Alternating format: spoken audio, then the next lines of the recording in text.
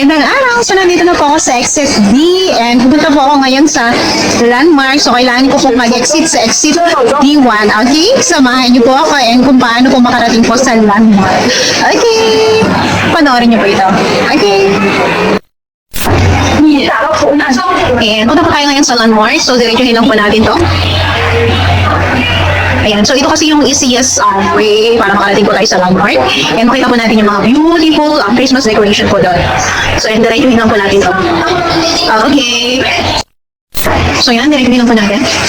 So, yung makita niyo po yung exit D1. So, sundan lang po natin yung arrow. So, ayan, mag-ingat po sa mga stairs. So, one. Another two. And the stairs.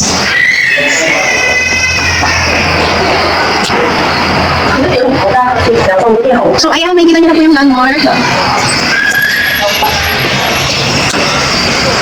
So, ayan, diretso lang po natin to. So, ayan, dapat lang po ng exit-1 ang landmark.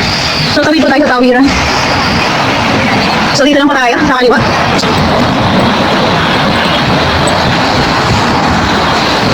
Ayan, dito po tayo tatawid.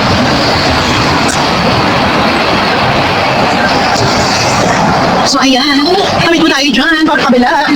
Para makarating po tayo doon sa landmark. Okay, so wait lang po natin mag-green lights.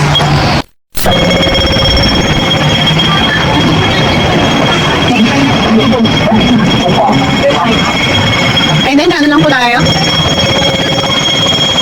Para makarating po tayo sa landmark. So, ayan. So, tapat na tapat lang po siya ng exit D1. Ayan. So, madali lang naman po siyang makita. Ayan, pasok po tayo sa loob. So, ayan, ito na yung landmark. Ayan, so meron dito magandang Christmas decoration. So, yung pasok lang tayo. Dire-diretso lang po. Hanggang sa makita natin yung Christmas decoration.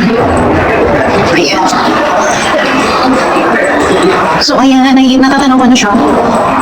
Ayan na siya. So, diretsuhin lang natin yan.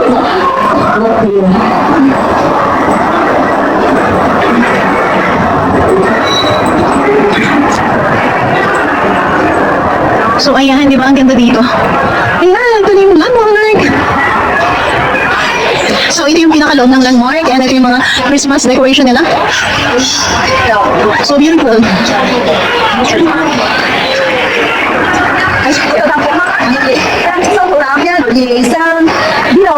So, this is the Novella's landmark.